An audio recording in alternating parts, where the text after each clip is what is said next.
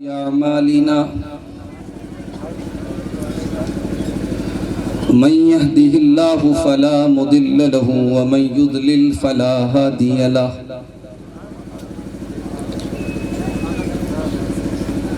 وأشهد أن لا إله إلا الله وحده لا شريك له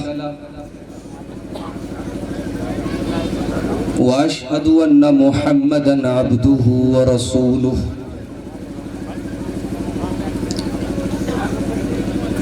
يا أيها الذين آمنوا اتقوا الله حق تقاته ولا تموتن إلا وأنتم مسلمون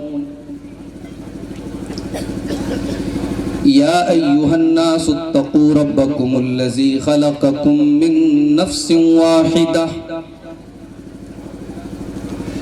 وخلق منها زوجها وبث منهما رجالا كثيرا ونساء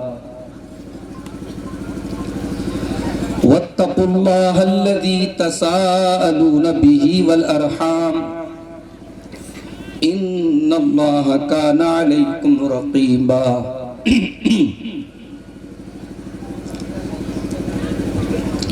يا أيها الذين آمنوا اتقوا الله وقولوا قولا سديدا يصلح لكم أعمالكم ويغفر لكم ذنوبكم ومن يطع الله ورسوله فقد فاز فوزا عظيما أما بعد فإن خير الحديث كتاب الله وخير الهدي هدي محمد صلى الله عليه وسلم وشر الأمور محدثاتها وكل محدثة بدعة وكل بدعة ضلالة وكل ضلالة في النار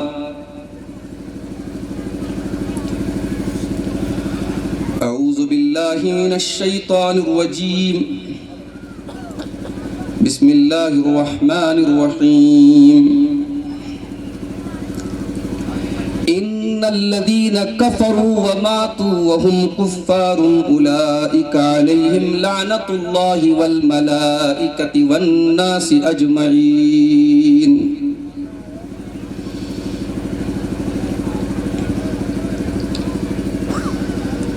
ہم محب صحابہ جو ٹھہرے جان و دل ان پہ وارے ہوئے ہیں ان کی عظمت کا کیا ہے ٹھکانہ جو نبی کے سنوارے ہوئے ہیں ان کی عظمت کا کیا ہے ٹھکانہ جو نبی کے سنوارے ہوئے ہیں ہم محب صحابہ جو ٹھہرے جان و دل ان پہ وارے ہوئے ہیں عمر بھر کی عبادت کے بدلے سن کے صدیق بولے عمر سے عمر بھر کی عبادت کے بدلے سن کے صدیق بولے عمر سے کیسے دے دوں عمر میں وہ لمحے غار میں جو گزارے ہوئے ہیں کیسے دے دوں عمر میں وہ لمحے غار میں جو گزارے ہوئے ہیں رات مانگا نبی نے عمر کو صبح کرنے لگے عرض آ کر رات مانگا نبی نے عمر کو صبح کرنے لگے عرض آ کر اپنے قدموں میں آقا بٹھا لو آج سے ہم تمہارے ہوئے ہیں اپنے قدموں میں آقا بٹھا لو آج سے ہم تمہارے ہوئے ہیں اپنے آقا کی چاہت میں عثمان مال و زر سب لٹا کر یہ بولے، اپنے آقا کی چاہت میں عثمان مال و زر سب لٹا کر یہ بولے، راہ حب محمد میں لوگوں کب کسی کو خسارے ہوئے ہیں، راہ حب محمد میں لوگوں کب کسی کو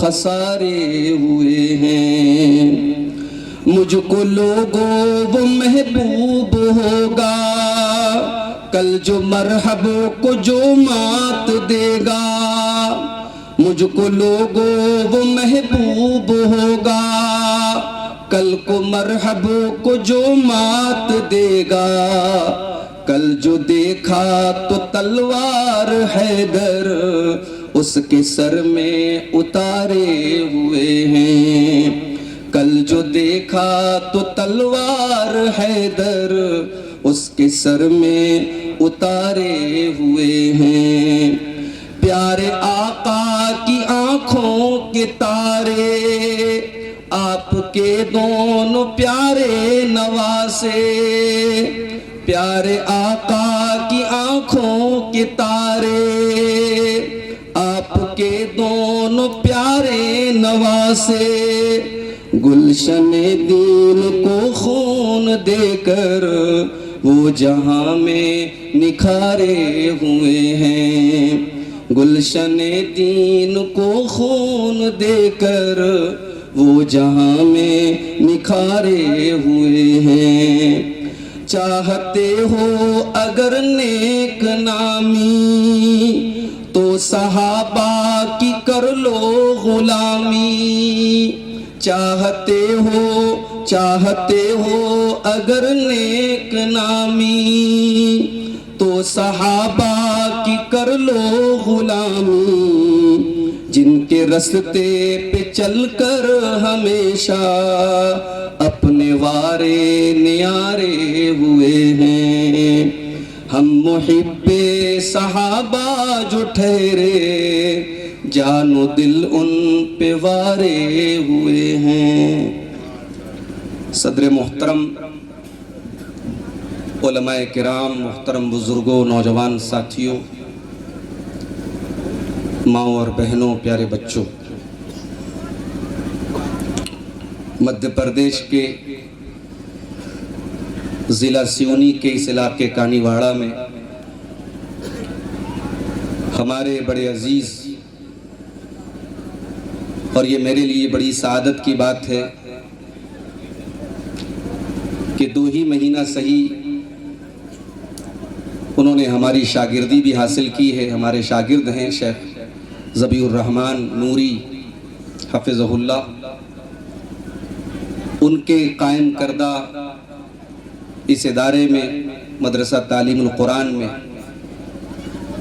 آج کا یہ عظیم الشان پروگرام جو اصلاح امت کانفرنس کے نام سے رکھا گیا، میں اپنے لیے خوش نصیبی سمجھتا ہوں آج کے اس پروگرام کا ایک حصہ بن کر۔ یقیناً اتنا بڑا پروگرام اس علاقے کے ہمارے بزرگوں، نوجوانوں اور تمام جمعیت اور جماعت کے ذمہ داروں کی محنتوں اور کوششوں کا نتیجہ ہے۔ میں اللہ سے دعا کرتا ہوں اللہ تعالیٰ ان تمام بھائیوں کو جن کی محنتوں، جن کی قربانیوں سے آج کا یہ پروگرام منعقد ہوا ہے، اللہ ان کو بہترین بدلہ عطا فرمائے۔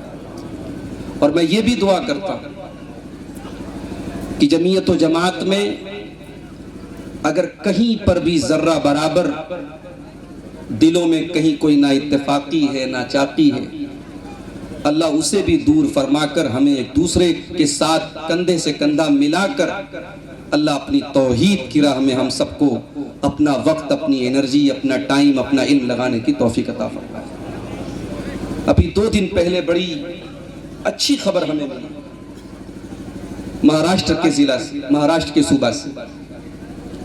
وہاں ہماری جماعت کے بہت बड़े आलिम दीन मौलाना अबू रिजवान मोहम्मदी हफिज़हुल्लाह और महाराष्ट्र की जमीयत अहले हदीस के जो अमीर हैं डॉक्टर सईद अहमद फैजी, उन दोनों बुजुर्गों के दरमियान जो इख्तिलाफ था, शेख अरशद मुख्तार मोहम्मदी हफिज़हुल्लाह की कोशिशों से और अल्लाह की तौफीक से इन दोनों बुजुर्गों ने आपस में मुसालहत की, गले मिले।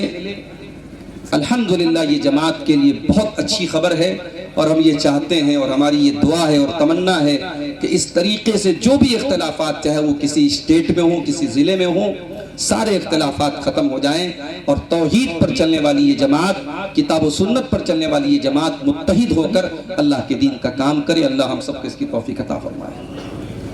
मेरे भाइयों, मुल्क के हालात पर आपकी बहुत अच्छी नज़र है, मीडिया पर आप मुझसे अच्छी नजर रखते हैं और हम ये भी जानते हैं कि आज के इस पुरफितन दौर में कोई मदरसा चलाना, कोई इदारा चलाना कितना मुश्किल काम है। गैरों के ताने और गैरों की मुखालफत और गैरों की पैदा की हुई रुकावटों से तो हमें बाद में निपटना पड़ता है, पहले हमें हमारे रास्ते में अपने ब्रेकर बन जाते हैं। एक ऐसे माहौल में हमारे शेख ज़बीउर रहमान साहब ने ये इदारा खोला और अल्हम्दुलिल्लाह इदारे के पास एक भरपूर जगह और ज़मीन भी है और धीरे धीरे तकरीबन 8 साल के अरसे में इस इदारे ने इस इलाके में अपनी एक पहचान बनाई है और शेख ने जैसा कि मुझे बताया तकरीबन 160 तलबा और तालिबात अभी यहाँ पे ज़ेर तालीम हैं। मैं अल्लाह से दुआ करता हूँ अल्लाह इस इदारे को मज़ीद तरक्की अता फरमाए और जमात के तमाम अहले खैर हज़रात से और ख़ास तौर से सिवनी का इलाका और आसपास के जो हमारे इलाके हैं जहाँ अल्लाह ताला ने अपनी बहुत सारी नेमतों से हम सबको नवाजा है, इस इलाके में अगर ये इदारा मौजूद है तो मेरे भाइयों ये हमारे ताउन का, हमारी तवज्जो का मुस्तहिक है। आप हजरात दिल खोल करके इस इदारे का ताउन भी करें और आइंदा जब हम आए तो ये इदारा और तरक्की करे और यहाँ शोबेजात में इजाफे हों और अच्छी यहाँ तालीम हो और अच्छा स्टाफ हो और अच्छी सहूलियात यहाँ तलबा और तालिबात को मिले। अल्लाह ताला हम सबको इसकी तौफीक अता फरमाए, आमीन। मेरे भाइयों, मेरे बाद हमारी जमात के दो अहम खुतबा शेख मुस्तफ़ा अजमल मदनी हफिज़हुल्लाह मुंबई से तशरीफ लाए हैं, उनका खिताब होगा। शेख फजलुर रहमान सिराजी इटावा यूपी से आए हैं, वो भी खिताब करेंगे। चूँकि मुझे रात ही में जबलपुर के लिए निकलना था, 1:30 बजे रात में ट्रेन है और लंबा रास्ता है, इसलिए जिम्मेदारों ने तरतीब को बदलते हुए सबसे पहले मुझे आपके सामने हाजिर होने का हुक्म दिया। दूसरे खुतबा के जो मौज़ूआत हैं उनको सामने रख करके मैंने अपना मौजू थोड़ा सा उनसे अलग रखने की कोशिश की है। मेरे भाइयों, एक लफ्ज आप सुनते होंगे, लानत सुनते होंगे आप। हदीस में अल्लाह के नबी सल्लल्लाहु अलैहि वसल्लम ने बहुत सारे कामों के ताल्लुक से फरमाया कि फला के ऊपर अल्लाह की लानत। तो दो चीजें हैं, एक चीज तो यह है कि लानत कहते किसको है, और फिर एक सवाल यह है कि क्या हम किसी के ऊपर लानत कर सकते हैं, और फिर तीसरा सवाल यह है कि वो कौन से आमाल हैं, वो कौन सी एक्टिविटीज हैं, वो कौन से गुनाह हैं जिनके करने वाले पर अल्लाह ताला ने और उसके रसूल ने लानत की। यही हमारी आज की तकरीर का उन्वान है कि वो कौन से आमाल हैं जो लानत का हकदार बनाते हैं। सबसे पहले लानत का मतलब समझिए कि लानत किसको कहते हैं। जब हम ये कहते हैं कि अल्लाह की उसके ऊपर लानत हो तो ये हम एक बद्दुआ करते हैं, और हम बद्दुआ क्या करते हैं कि अल्लाह तबारक व तआला उस इंसान को अपनी रहमत से दूर कर दे। इबादुल्लाही अन रहमतिही, अल्लाह अपनी रहमत से उसको दूर कर दे। इसको अरबी में लानत बोलते हैं। اور جب اللہ تعالیٰ کسی پر لعنت کرتا ہے تو وہ دور کر دیتا ہے. لعنت یہ رحمت کا اپوزٹ ہے, رحمت کا الٹا ہے. جس پر رحمت کرتا ہے اللہ تعالیٰ اس کے ساتھ کرم کرتا ہے, مہربانی کرتا ہے, اور جس کے اوپر لعنت کرتا ہے اللہ اس سے ناراض ہوتا ہے. اس کائنات میں سب سے پہلا اگر کوئی ملعون انسان ہے, سب سے پہلا کوئی ملعون شخص ہے تو وہ ابلیس ہے. سب سے پہلا ملعون شخص اگر کوئی ہے تو ابلیس. جب اللہ تعالیٰ نے حضرت آدم کو پیدا کیا اور سارے فرشتوں کو حکم دیا کہ تم آدم کو سجدہ کرو, اور فرشتوں کے ساتھ ابلیس باوجود اس کے کہ وہ جن تھا فرشتوں کے ساتھ رہتا تھا اور اس حکم میں وہ شامل تھا, تو ابلیس کو بھی اللہ نے حکم دیا کہ تم بھی سجدہ کرو. تو ابلیس نے سجدہ نہیں کیا. اللہ نے فرمایا قال یا ابلیس ما منعک ان تسجد لما خلقت بیدی استکبرت ام کنت من العالین. اے ابلیس تو کیوں نہیں کر رہا ہے آدم کو سجدہ؟ جب میرا حکم ہے کہ تو آدم کو سجدہ کر جس کو میں نے اپنے ہاتھوں سے پیدا کیا ہے, تو کیوں نہیں کر رہا ہے؟ کیا تو گھمنڈی ہے؟ کیا تو تکبر کر رہا ہے؟ اپنے آپ کو بہت بڑا سمجھ رہا ہے؟ کیوں نہیں کر رہا ہے؟ قال انا خیر منہ خلقتنی من نار وخلقتہ من طین.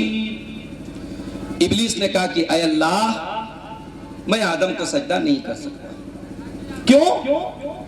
I am better than him, میں اس سے بہتر ہوں. اے اللہ تو نے مجھے آگ سے بنایا ہے اور آدم کو مٹی سے بنایا ہے. آگ سے پیدا ہونے والی چیز مٹی سے پیدا ہونے والی چیز کو سجدہ کرے, یہ نہیں ہو سکتا.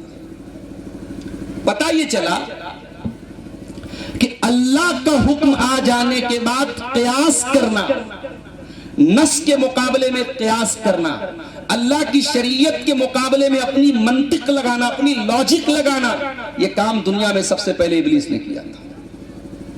جہاں اللہ کا حکم آ جائے وہاں لاجک نہیں کام کرتا. جاڑے کا موسم ہے, ہم اور آپ موزہ پہنتے ہیں, چاہے وہ کپڑے کا کاٹن کا موزہ ہو چاہے وہ چمڑے کا ہو. اللہ کے نبی صلی اللہ علیہ وسلم دونوں پر مسح ثابت ہے, جوربین پر بھی ثابت ہے, خفین پر بھی ثابت ہے. چمڑے کا موزہ پہنے ہو تب بھی اور کپڑے کا موزہ پہنے ہو تب بھی. اگر اپنے گھر میں ہیں, مقیم ہیں, تو 24 گھنٹہ تک آپ اس پر مسح کر سکتے ہیں, اور سفر میں ہیں تو 3 دن اور 3 رات آپ کر سکتے ہیں. جب ہم مسح کرتے ہیں موزے کے اوپر تو اوپر کرتے ہیں. حضرت علی کہتے ہیں کہ لو کان الدین بالرأی, اگر دین کی بنیاد لاجک پر ہوتی, دین اگر لاجک کے حساب سے چلتا, دین رائے کے حساب سے چلتا, دین ہمارے اور آپ کے اوپینین کے حساب سے چلتا, تو مسح جو ہے وہ موزے کے اوپر نہیں ہونا چاہیے, نیچے ہونا چاہیے. بھئی ہم جب موزہ پہن کر کے چلتے ہیں, آپ نے غور کیا ہوگا ایک دن پہننے کے بعد موزے کا جو نچلا حصہ ہوتا ہے گندا ہو جاتا ہے, تو جہاں گندگی لگی ہے وہاں پہ مسح ہونا چاہیے تھا. لاجک کا تقاضا یہ ہے, مگر اسلام کے حکم کے آ جانے کے بعد, اللہ اور اس کے رسول کے حکم کے آ جانے کے بعد لاجک نہیں چلتی. ہاں جہاں حکم آ گیا وہاں لاجک آپ تلاش کیجئے. مثال کے طور پہ نماز پڑھنے کا اللہ نے حکم دیا ہے. اب نماز پڑھنے سے اگر کوئی جسمانی فائدہ ہو رہا ہے, کوئی منٹل فائدہ ہو رہا ہے, کوئی سائیکولوجیکل فائدہ ہو رہا ہے, آپ تلاش کرتے رہیے فائدہ. جب حکم ثابت ہو جائے تب حکمت تلاش کیجئے. کسی منطق کی وجہ سے اللہ کے حکم کو ٹھکرایا نہیں جا سکتا. یہ ابلیس کا طریقہ ہے. ابلیس نے کہا میں سجدہ نہیں کروں گا, میں تو بہتر ہوں آدم سے. اے اللہ تو نے مجھے آگ سے بنایا, آدم کو مٹی سے بنایا, میں کیوں آدم کے آگے سجدہ کروں؟ قال فخرج منها فإنك رجيم وإن عليك لعنتي إلى يوم الدين. اللہ نے کہا اے مردود نکل جا تو ہماری بارگاہ سے, نکل جا ہماری رحمت سے.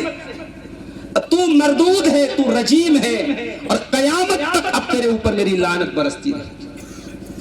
اللہ نے قیامت تک کے لیے ملعون قرار دے دیا ابلیس کو. یہی وجہ ہے کہ شیطان کا جب نام آتا ہے تو ہم شیطان اونلی شیطان نہیں بولتے, شیطان ملعون بولتے ہیں, شیطان رجیم بولتے ہیں. شیطان کے نام کا ایک پارٹ ہو گیا کہ شیطان اللہ کے بارگاہ سے دھتکارا گیا ہے, اللہ کی لعنت کا حقدار بنا ہے. تو دنیا کا سب سے پہلا ملعون ابلیس ہے۔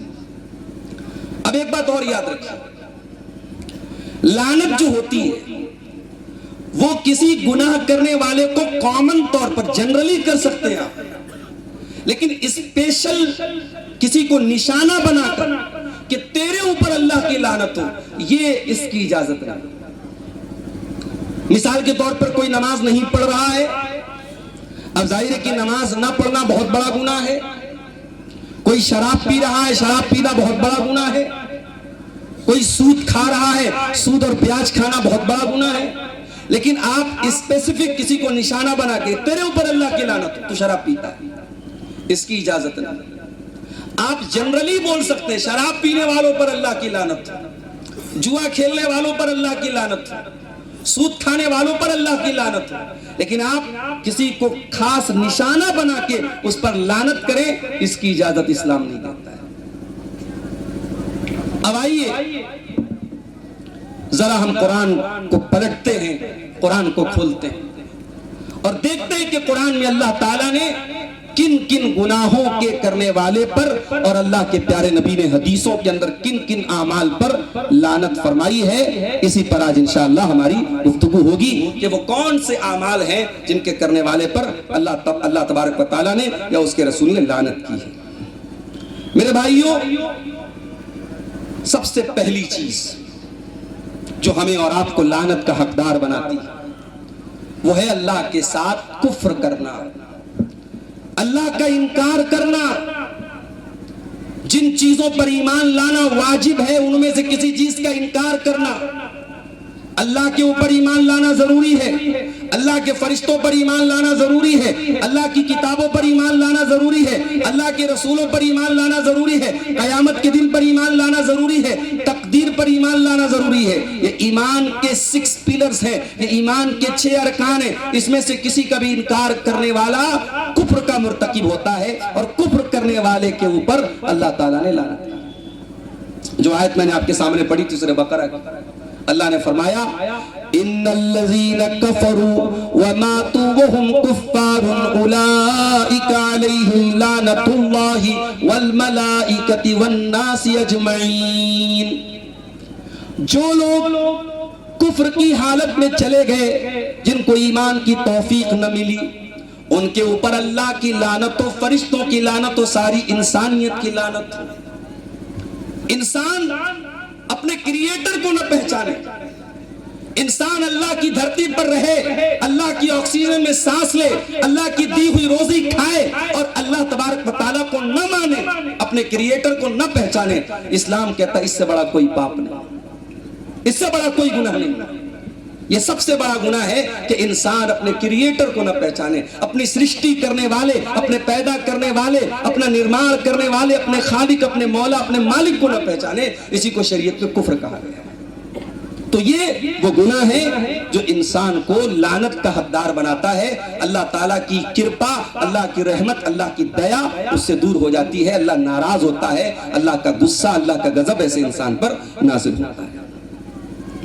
اور آگے بڑھیں، اسلام کا ایک کانسیپٹ ہے کہ اللہ ایک ہے، عبادت کے لائق صرف ایک معبود ہے، اور یہ اسلام ہی کا کانسیپٹ نہیں ہے، تمام ادیان میں یہی کانسیپٹ ہے۔ یہ الگ بات ہے کہ وقت اور حالات کے ساتھ لوگوں نے اپنے اپنے مذاہب میں تبدیلی کر دی، ورنہ سارے مذہب اور سارے ریلیجنز میں اگر آپ ان کے اوریجنل جو آتھینٹک سورسز اگر آپ ان کو پڑھیں تو سارے مذاہب میں توحید موجود ہے، ایکیشور واد موجود ہے، ایک اللہ کی اور ایک معبود کی عبادت کا حکم دیا گیا ہے۔ اس کو اسلام میں توحید کہا گیا ہے، اور اسی کا اپوزٹ ہے شرک۔ ایک اللہ کی عبادت کرنا، ایک اللہ کے آگے ہاتھ پھیلانا، ایک اللہ سے مدد مانگنا، اسی کو بگڑی بنانے والا، اسی کو نفع نقصان کا مالک سمجھنا، اسی کا نام توحید ہے، اور اس کا اپوزٹ شرک ہے۔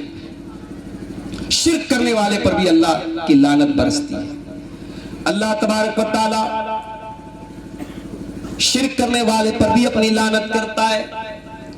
اللہ کے پیارے نبی صلی اللہ علیہ وسلم نے اپنی وفات کے پہلے، اپنے انتقال سے پہلے، دنیا سے جانے سے پہلے، جب آپ بیمار تھے اپنی بیماری کے دنوں میں آپ نے بددعا کی تھی. آپ نے کہا تھا لعن اللہ الیہود والنصارى اتخذوا قبور انبیائہم مساجد. اللہ کی لعنت ہو یہود و نصارہ کے اوپر، انہوں نے اپنے نبیوں کی قبروں کو سجدہ کرنے کی جگہ بنا لیا.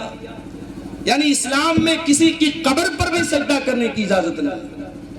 اسی لیے آپ دیکھیے کہ جنازے کی جب نماز ہم پڑھتے ہیں ساری نمازوں میں رکوع ہوتا ہے، ساری نمازوں میں سجدہ ہوتا ہے، مگر جنازے کی نماز میں چونکہ سامنے مردے کی لاش رکھی ہے، جنازے کی نماز میں رکوع اور سجدہ نہیں رکھا گیا تاکہ کہیں یہ میسج نہ چلا جائے کہ اسلام میں مردے کے آگے سجدہ کرنے کا حکم دیا گیا ہے.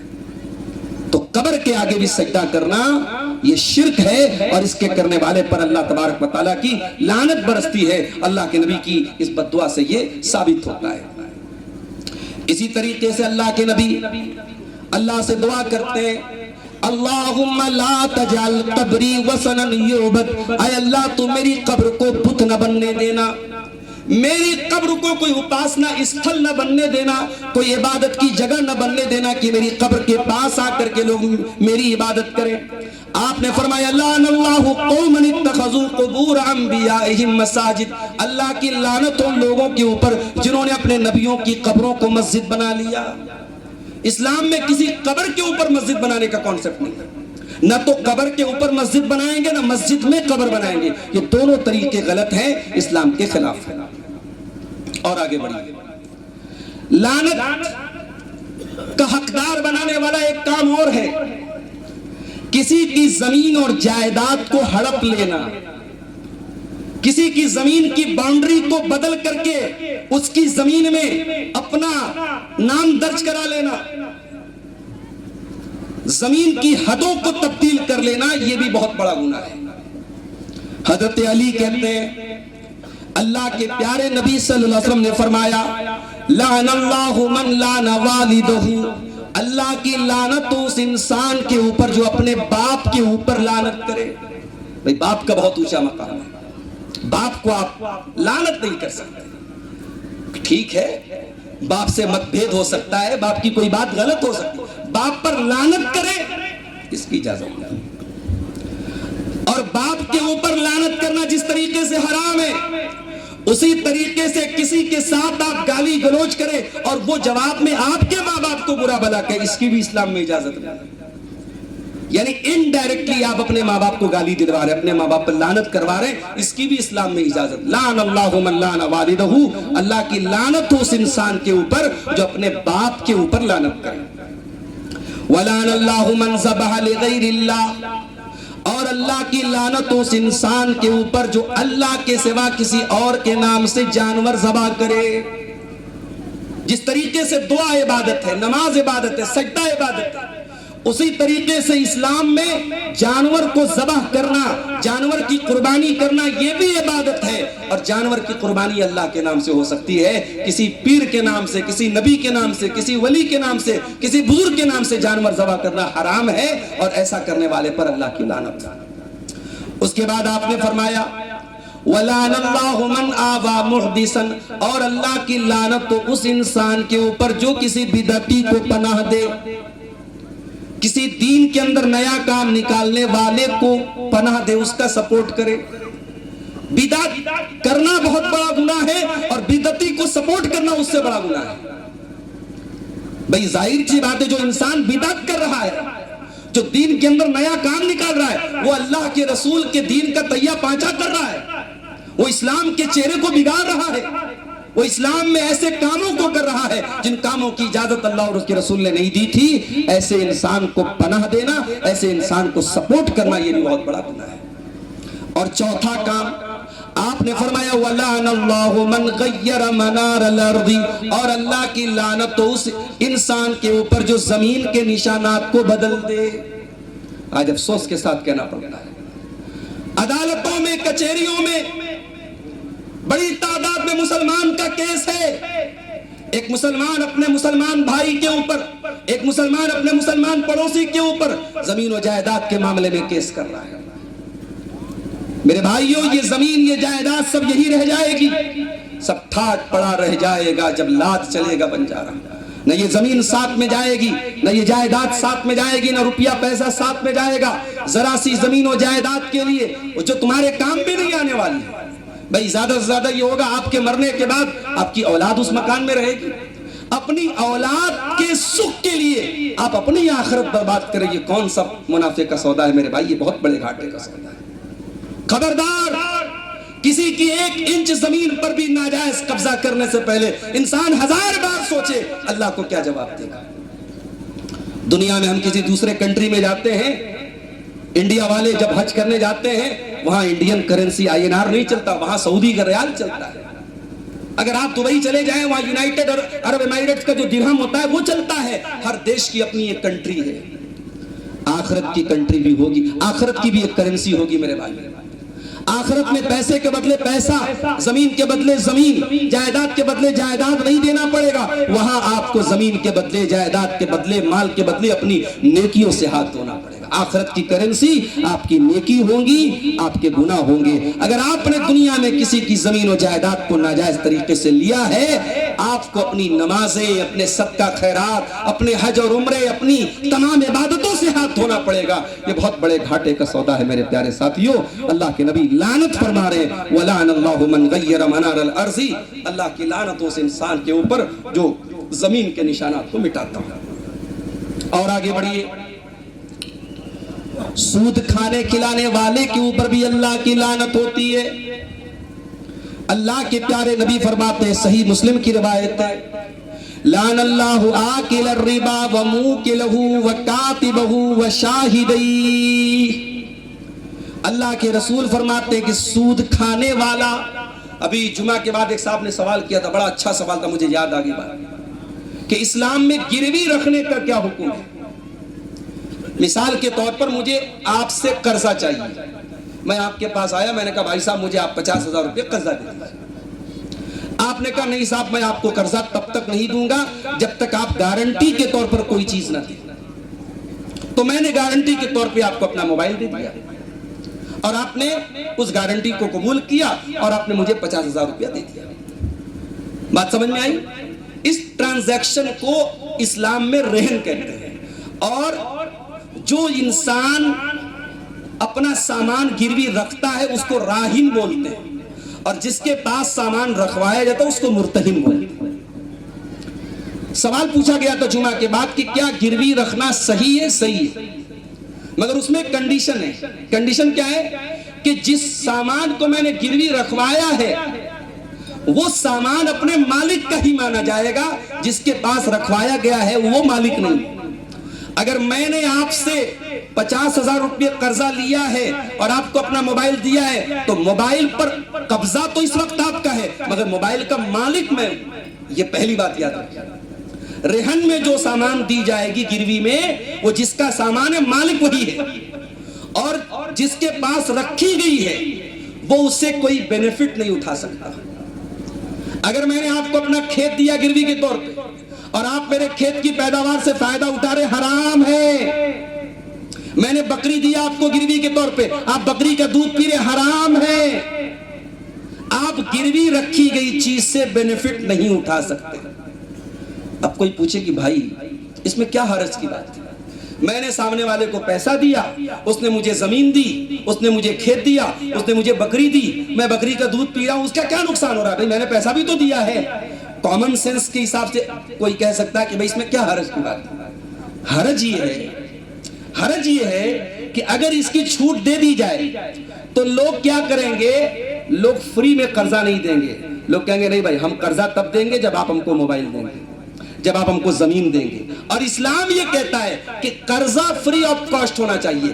قرضہ یہ کوئی کاروبار نہیں ہے۔ جب آپ کسی کو قرضہ دیتے ہیں، اسلام کہتا ہے کہ قرضہ یہ مرسی ہے، یہ رحمت ہے، یہ احسان ہے۔ قرضہ دینا یہ کوئی اگر پروفٹ کمانے کے لیے قرضہ دے رہا ہے تو اسلام کا اصول کیا ہے کہ جس قرض کے اوپر منافع حاصل کیا جائے وہ قرضہ، وہ سود ہے، وہ بیاج ہے۔ امام ابو حنیفہ رحمۃ اللہ علیہ، اللہ کی رحمتیں نازل ہوں، بہت بڑے امام گزرے ہیں اس امت کے۔ امام ابو حنیفہ رحمۃ اللہ علیہ نے ایک آدمی کو قرضہ دیا، یہ صحیح واقعہ ہے، ان کی سیرت میں سیرت نگاروں نے لکھا اس واقعے کو۔ امام ابو حنیفہ نے قرضہ دیا اور پھر قرضہ جس کو دیا تھا اس سے وصولنے کے لیے لینے کے لیے اس کے گھر گئے. گرمی کا موسم تھا. امام صاحب دروازے پر کھڑے تھے, دھوپ نکلی ہوئی تھی. آدمی نے دروازہ کھولا. امام صاحب نے کہا بھائی میں قرضہ واپس لینے آیا ہوں, جو پیسہ میں نے آپ کو دیا تھا واپس لینا ہے. اس نے کہا امام صاحب بڑی دھوپ نکلی ہے, میرے مکان کے اندر کھجور کا پیڑ ہے, آئیے آرام سے کھجور کے پیڑ کے نیچے بیٹھیے, ٹھنڈا پانی پی لیجئے, کھجور کھا لیجئے, پیسہ میں دے دیتا ہوں. امام صاحب نے بڑی پیاری بات کی.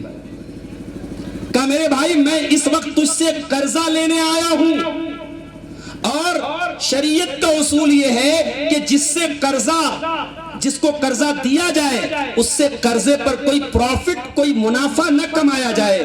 مجھے ڈر ہے اگر اس وقت جب میں تیرے گھر پیسہ لینے آیا ہوں, قرضہ لینے آیا ہوں, اگر میں تیرے مکان میں اگر کھجور کے پیڑ کے نیچے بیٹھ گیا اور ٹھنڈی چھاؤں کا فائدہ میں نے اٹھا لیا اور تیرے گھر کا ٹھنڈا پانی پی لیا, تو مجھے ڈر ہے کہیں یہ بھی بیاج میں شامل نہ ہو جائے. اللہ, یہ احتیاط تھی ہمارے اکابر کی, یہ احتیاط تھی ہمارے ائمہ کی, یہ احتیاط تھی سنت کے بہترین لوگوں کی.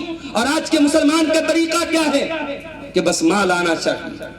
میرے بھائیوں, آج مسلمان بیاج خوری میں اس حد تک بڑھ چکا ہے, اپنے ہی مجبور مسلمان بھائی کی مدد کرنے کے بجائے اس کی مجبوری کا فائدہ اٹھاتا ہے اور سوچتا ہے کہ صاحب میرے پاس پیسہ ہے, میں ایسے قرضہ کیوں دوں. اس قرضے پر وہ پروفٹ کماتا ہے. یاد رکھو میرے بھائیوں, اسلام میں بیاج کھانا, سود کھانا, انٹرسٹ کھانا یہ حرام ہے, اور اتنا بڑا گناہ ہے اپنی سگی ماں کے ساتھ زنا کرنے کے برابر.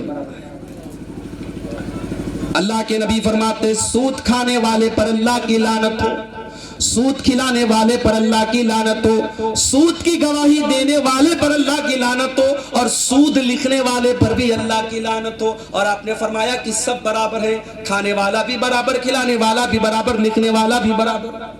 ابھی کسی کا واٹس ایپ پر ایک سوال آیا تھا بنگلور سے کہ مولانا ایک کمپنی میں مجھے جاب مل رہی ہے, اور جس کمپنی میں جاب مل رہی ہے اس کمپنی میں الکوہل کا کام ہوتا ہے. وہ کمپنی جائز چیزوں کا بھی کام کرتی ہے لیکن الکوہل کا بھی کام کرتی ہے, اس کمپنی کا پروڈکٹ الکوہل بھی ہے, تو کیا میں اس میں کام کر سکتا ہوں؟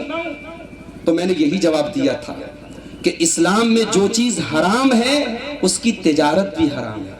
اگر الکوہل حرام ہے, شراب حرام ہے, تو آپ شراب کا بزنس کریں, اس کی اسلام میں اجازت نہیں ہے. اور جب شراب کا بزنس نہیں کر سکتے تو شراب کا بزنس کرنے والے کیا جاب کرنا بھی آپ کے لیے جائز نہیں ہے. اسلام کا بہت سیدھا سا اصول کیا ہے کہ برائی کے کام میں کسی کا سپورٹ نہیں کیا جائے گا, غلط کام میں کسی کا سپورٹ نہیں کیا جائے گا.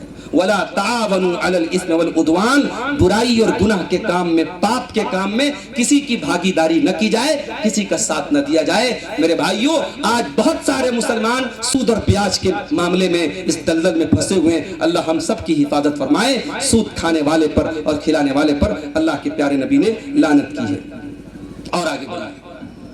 آج کل ایک نیا سسٹم چلا ہے ٹیٹو بنوانا. اب بعض لوگ تو صاحب ٹیٹو جو بنواتے ہیں کسی کے ساتھ تعلق ہے, لگاؤ ہے, محبت ہے, ریلیشن شپ ہے, اس کے نام کا ٹیٹو بنواتے ہیں. اور بعض لوگ تو سنا کہ کئی ناموں کا ٹیٹو بنوا لیتے ہیں. بعض شوہر اپنی بیویوں کے نام کا ٹیٹو بنواتے ہیں, بیویاں شوہر کے نام کا ٹیٹو بنواتی ہیں. یہ جو ٹیٹو بنوایا جاتا ہے, یا جس کو حدیث میں وشم کہا گیا, گدنا گودنا یا گدنا گدوانا, یہ کام بھی بہت بڑا گناہ ہے, اور اس کے کرنے والے پر بھی اللہ کے نبی نے لعنت کی. آئیے حدیث پڑھتا ہوں. بخاری شریف کی روایت ہے, عبداللہ بن مسعود رضی اللہ تعالیٰ عنہ کہتے ہیں لعن اللہ الواشمات والمتوشمات والمتنمسات والمتفلجات للحسن المغیرات خلق اللہ. عبداللہ بن مسعود کہتے ہیں کہ اللہ کی لعنت ہو ایسی عورتوں پر جو گدنا گودتی ہیں, گدنا گدواتی ہیں, ٹیٹو بناتی ہے, ٹیٹو بنواتی ہیں. ایسی عورتوں پر اللہ کی لعنت ہو جو اپنے آئی برو کو نوچتی ہیں, اپنے آئی برو کو چھاٹتی ہیں. اگر کسی عورت کی آنکھوں کی جو بھو ہے وہ یعنی نارمل سے بہت زیادہ ہے, یعنی بالکل الگ لگ رہی ہے, اس کے جو ایک نسوانی حسن ہوتا ہے اس کے خلاف ہے, یا کسی عورت کو چہرے پر اننیسیسری بال نکلا ہے تو اس کو ٹھیک ہے بھئی, وہ اس کو ریموو کروا سکتا ہے. لیکن خوبصورتی کے نام پہ, میک اپ کے نام پہ اچھی خاصی آئی برو کو جو ہے کاٹ دینا, یا نوچ لینا یا اس کو سیٹ کرانا، یا اسی طریقے سے عرب میں اس زمانے کا ایک فیشن تھا، دانتوں کے بیچ میں گیپنگ کرواتی تھی، اچھے بھلے دانتوں کے بیچ میں گیپنگ کروا لیتی تھی۔ اللہ کے نبی نے کہا ان سارے کاموں پر اللہ کی لعنت۔ جو عورتیں اللہ کی تخلیق کو بدلتی ہیں، اللہ کی کریشن کو بدلتی ہیں، عورت ہو کر مرد بننے کی کوشش کرتی ہیں، یا جو مرد عورتوں کا حلیہ اپناتے ہیں، بات پہنچ رہی کہ نہیں آپ تک؟ جو مرد عورتوں کا حلیہ اپناتے ہیں، اب ذرا مجمع میں دیکھ لو کہ کون مرد ہے جو عورتوں کا حلیہ اپناتے ہیں۔ اللہ تعالیٰ نے مردوں کو الگ بنایا ہے، عورتوں کو الگ بنایا ہے، تو جو مرد عورتوں کا حلیہ بنائے اور جو عورتیں مردوں کا حلیہ بنائے ان کے اوپر اللہ کی لعنت۔ جب آپ نے اتنا بیان کیا عبداللہ بن مسعود نے، تو ایک عورت آئی، اس کا نام تھا ام یعقوب۔ اس عورت نے پڑھی لکھی عورت تھی، جانکار عورت تھی، اور میں جو بات ابھی بتانے جاؤں گا بہت اہم بات ہے، اس کو ذرا توجہ سے سننا۔ ام یعقوب نام کی عورت عبداللہ بن مسعود کے پاس آتی ہے اور کہتی ہے کہ اے عبداللہ، مجھے پتہ لگا ہے کہ آپ ایسی ایسی عورتوں پر لعنت کر رہے ہیں۔ آپ نے فرمایا کہ میں کیوں نہ لعنت کروں؟ جس عورت کے اوپر اللہ کے رسول نے لعنت کی ہے ومن ہوا فی کتاب اللہ، اور جس کا ذکر اللہ کی کتاب میں بھی موجود ہے۔ اب وہ عورت کیا کہتی ہے؟ ام یعقوب کہتی ہے اے عبداللہ بن مسعود، قرأت ما بین الدفتین، میں نے دونوں دفتیوں کے بیچ میں پورا قرآن الحمدللہ رب العالمین سے لے کر من الجنۃ والناس تک پورا قرآن میں نے پڑھا ہے۔ میں نے پورے قرآن میں کہیں ایسی عورتوں کے بارے میں نہیں پڑھا، اور آپ کہہ رہے ہیں کہ قرآن میں ایسی عورتوں پر اللہ کی لعنت کی گئی ہے، آپ کہاں سے کہہ رہے ہیں؟ پتہ یہ چلا کہ اس زمانے کی مسلمان عورتیں قرآن کی حافظہ ہوتی تھی، قرآن کی عالمہ ہوتی تھی۔ آج افسوس کرتے ہیں آپ کہ آپ کی مسلمان عورتیں بے حیا ہو رہی ہیں، آج کی مسلمان عورتیں بے پردہ ہو رہی ہیں، آج کی مسلمان عورتیں مرتد ہو رہی ہیں، آج کی مسلمان عورتیں غیروں کے ساتھ فرار ہو رہی ہیں۔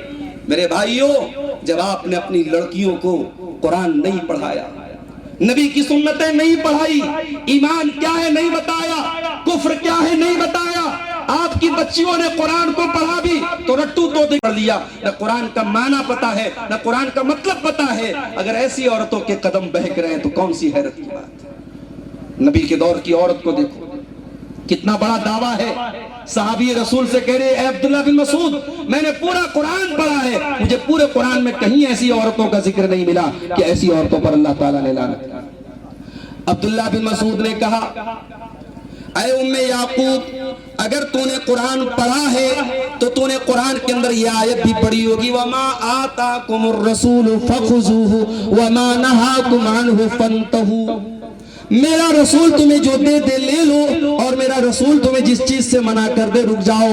اے خاتون، جب قرآن میں اللہ کہہ رہا ہے رسول جو دے دے لے لو، رسول جس سے منع کر دے رک جاؤ، اور اللہ کے پیارے نبی نے ایسی عورتوں پر لعنت کی ہے، اس لیے میں ایسی عورتوں پر لعنت کر رہا ہوں۔ اب عورت کہتی ہے اے عبداللہ بن مسعود، مجھے پتا چلا ہے کہ آپ کے گھر کی کچھ عورتیں بھی یہ کام کرتی ہیں، جن کاموں کا نام لے کر کے آپ نے لعنت کی ہے، یہ کام آپ کے گھر میں بھی ہوتا، آپ کی مسز کرتی ہیں، آپ کی بیگم کرتی ہیں۔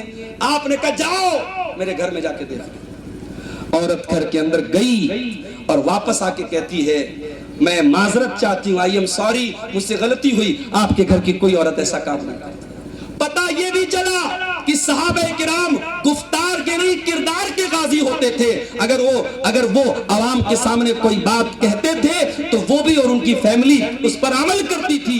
یہ اتنی بڑی بات، اتنا بڑا دعویٰ کہ عبداللہ بن مسعود نے اس عورت کو چھوٹ دی، جاؤ دیکھ کے آؤ، اگر میرے گھر میں کوئی عورت ایسا کام کرتی تو وہ میرے گھر میں نہیں رہ سکتی تھی۔ تو میرے بھائیوں، ایسی عورتوں پر جو میک اپ کے نام پر، جو خوبصورتی کے نام پر اللہ اور اس کے رسول کی نافرمانی کریں، ان کے اوپر بھی اللہ تبارک و تعالیٰ کی لعنت برستی ہے۔ اور آگے بڑھیے، صحابہ کرام کو برا بھلا کہنے والا، صحابہ کرام پر کیچڑ اچھالنے والا، اس انسان کے اوپر بھی اللہ کی لعنت برستی ہے۔ اللہ کے نبی فرماتے ہیں، طبرانی کی صحیح روایت المعجم الکبیر کی، من سبا صحابی فعلیہ لعنت اللہ والملائکۃ والناس اجمعین، جو میرے صحابہ کو گالی دیتا ہے، جو میرے صحابہ کو برا بھلا کہتا ہے، اس کے اوپر اللہ کی لعنت ہو۔ صحابہ کرام کو برا بھلا کہنے والا، اس کے اوپر اللہ کی لعنت، فرشتوں کی لعنت اور تمام لوگوں کی لعنت۔ میرے بھائیوں، آج افسوس کے ساتھ کہنا پڑتا ہے، ہمارے کچھ نوجوان انجینئر علی مرزا سے بڑے متاثر ہیں۔ صاحب وہ تو بڑے کانفیڈنس سے بات کرتا ہے، وہ تو دلیلیں دے کے بات کرتا ہے، وہ حوالے دے کے بات کرتا ہے، حدیثوں کا نمبر دے کر بات کرتا ہے، اور ہمارے باقی اہل حدیث علماء تو یہ ہم کو باباؤں کے کا جو ہے ہمیں پیروکار بنا رہے ہیں، اور وہ تو علمی باتیں کرتا ہے۔ ارے نادان، تو کیسا اہل حدیث ہے؟ تو کیسا قرآن و سنت پر چلنے والا ہے؟ تو کیسا سلفی اور کیسا منہج سلف پر چلنے والا ہے؟ تیرے مسلک اور تیرے منہج کی بنیاد ہے نبی کی محبت، نبی کے صحابہ کی محبت، نبی کے اہل بیت کی محبت۔ جو انسان تجھے صحابہ کرام سے بدگمان کرے، جس انسان کو سننے کے بعد تیرے منہ سے حضرت معاویہ کے بارے میں یا کسی صحابی کے بارے میں بدتمیزی کے الفاظ نکلتے ہو، یہ صاف پہچان ہے اس انسان کے گمراہ ہونے کی، یہ صاف پہچان ہے اس انسان کے غلط ہونے کی۔ یہ امت 1400 سال سے جس منہج پہ چلی آ رہی ہے، جو منہج محدثین کا تھا، جو منہج صحابہ کا تھا، جو منہج تابعین کا تھا، وہ یہی تھا کہ ہم صحابہ کرام کے درمیان ہونے والے جھگڑوں میں نہیں پڑیں گے۔ ٹھیک ہے، صحابہ انسان تھے، ان کے درمیان اختلافات ہوئے، جھگڑے ہوئے، ارے ہم ہیں کون، ہماری اوقات کیا ہے کہ ہم صحابہ کے جھگڑوں کا تصفیہ کریں اور ہم طے کریں کون صحیح تھا کون غلط تھا۔ ہمارا عقیدہ بڑا کلیئر ہے میرے بھائی، صحابہ نبی کے چہیتے تھے، اور ہمیں نبی سے بھی محبت ہے اور نبی کے چہیتوں سے بھی محبت ہے۔ اور جو یہ کہتا ہے نہیں صاحب، اگر آپ کو اہل بیت سے محبت ہے تو آپ کو حضرت معاویہ کو برا بھلا کہنا پڑے گا، آپ کو صحابہ کو برا بھلا کہنا پڑے گا، تو یہی تو رافضیت ہے، یہی تو رافضیوں کا مسلک ہے۔ ان کے یہاں جب تک آپ صحابہ کو برا بھلا نہیں کہیں گے تب تک آپ اہل بیت سے محبت کے دعوے میں سچے نہیں ہو سکتے۔ تو ہمارا عقیدہ یاد رکھو میرے بھائیو، صحابہ بھی ہمارے ہیں، اہل بیت بھی ہمارے ہیں، ہم صحابہ سے بھی محبت کرتے ہیں، اہل بیت سے بھی محبت کرتے ہیں۔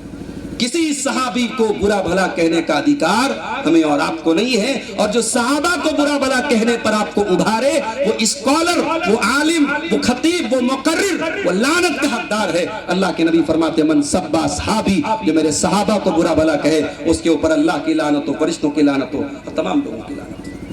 اب چونکہ 10 منٹ کا وقت اور رہ گیا ہے، 2-4 چیزیں اور بیان کر کے ہم بات اپنی ختم کریں۔ شراب پینے والا بھی اللہ تبارک و تعالیٰ کی نظر میں لعنتی ہے۔ اللہ کے نبی فرماتے ہیں شراب کے سلسلے میں 10 لوگوں پر اللہ کی لعنت، آسی رہا و موتسی رہا۔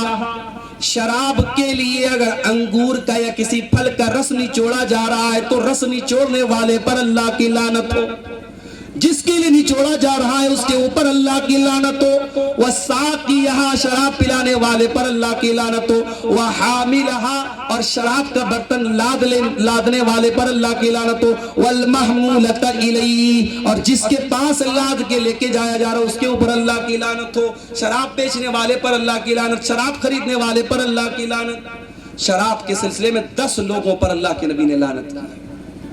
اور آج اگر کوئی ہم سے یہ کہتا ہے کہ مولانا سیونی اور آس پاس کے علاقوں میں بڑی تیزی میں نشے کا رجحان بڑھ رہا ہے، تو یہ دکھد بات ہے میرے بھائیو، یہ تکلیف کی بات ہے۔ اور آج حالات یہ ہیں، ابھی ممبئی پچھلے ہفتے میرا پروگرام تھا، مالونی بہت بڑا وہاں مسلمانوں کا یہ اکثریت کا علاقہ ہے، مالونی سے جب میں گزرا ہمارے کچھ نوجوان ہم کو ریسیو کرنے گئے تھے، انہوں نے کہا کہ مولانا دنیا کا کوئی نشہ ایسا نہیں ہے جو مالونی کے اس علاقے میں نہ استعمال ہوتا۔ آج حالات یہ ہیں کہ ہمارا نوجوان نشے کے اندر بھی جدت پیدا کر رہا ہے۔ سائیکل اور بائک کا جو پنچر بناتے ہیں اس پنچر میں جو سولیشن استعمال ہوتا ہے، جو جس کے ذریعے چپکایا جاتا ہے ٹائر کو، اس سولیشن تک کو نشہ خور لوگ نشہ کے طور پہ استعمال کر رہے ہیں۔ زنڈو بام جو سردی زکام میں بدن پہ لگانے والی ایک دوا ہے، ایک بام ہے، اس بام کو بن کے اوپر اور پاوروٹی کے اوپر اور بریڈ کے اوپر لگا کے کھا جاتے ہیں۔ یہ نشہ خور، نشے کی الگ الگ شکلیں۔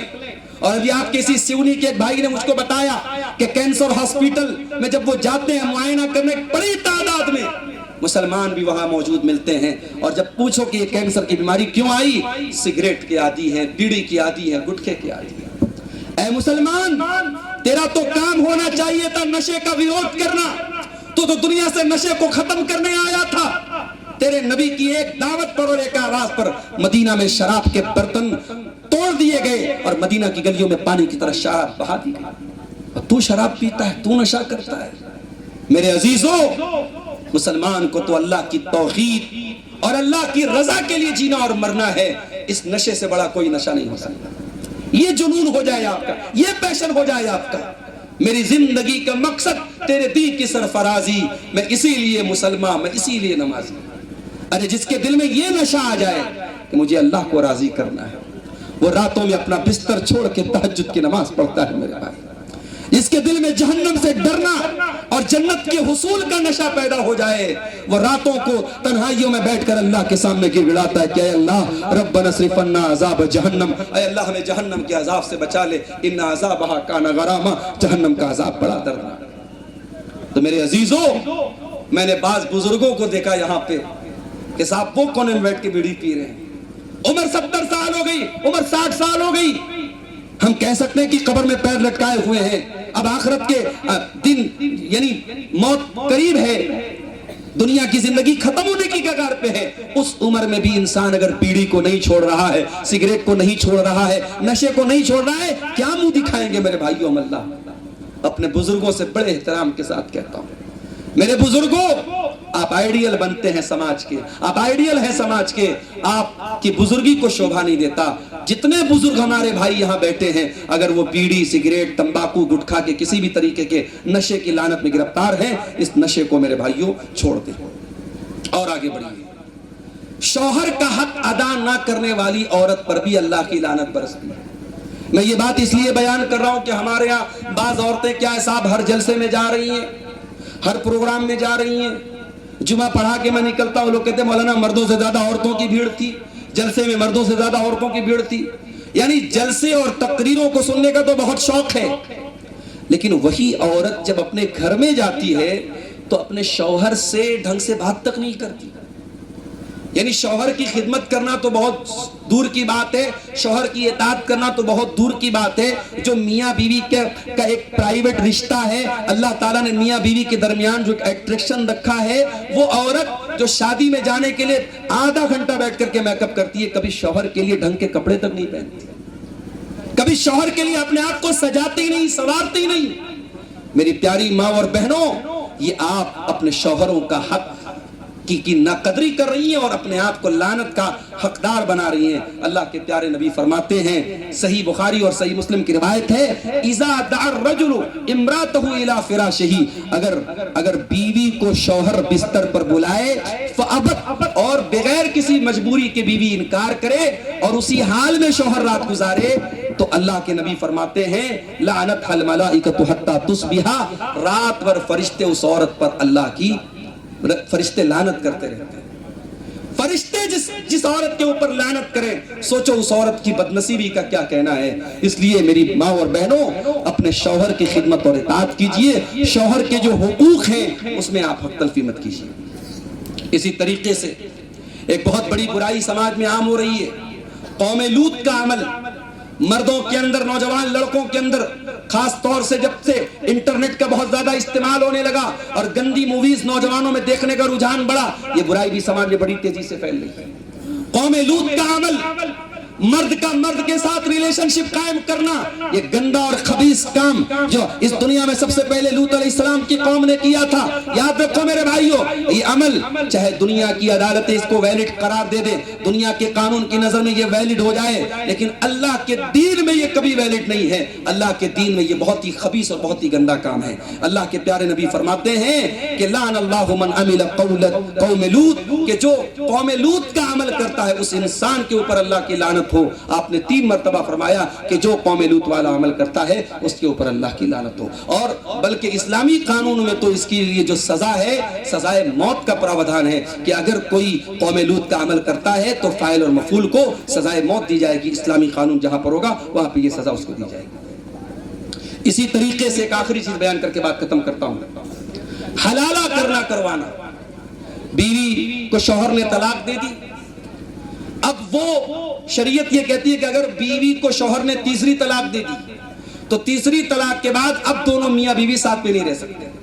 اب ان کے درمیان واپس دوبارہ نکاح نہیں ہو سکتا، نکاح کی کوئی کنڈیشن نہیں ہے۔ ہاں اگر وہ عورت کہیں اور شادی کرے اور وہ شوہر کسی وجہ سے اپنی بیوی کو طلاق دے دے تو اب وہ دوبارہ پھر وہ عورت اپنے پہلے والے شوہر سے نکاح کر سکتی ہے۔ تو اسلام نے ایک آپشن بتایا تھا، لوگوں نے اس کو طریقہ بنا لیا اور حلالہ کرنے اور کروانے لگے۔ اللہ کے پیارے نبی فرماتے ہیں لعن اللہ المحلل والمحلل لہ، حلالہ کرنے والے اور حلالہ کروانے والے پر اللہ کی لعنت ہو۔ اور ایک حدیث میں اللہ کے نبی نے صحابہ سے کہا الا اخبرکم بالتیس المستعار، کیا میں تم کو کرائے کے سانڈ کے بارے میں نہ بتا دوں؟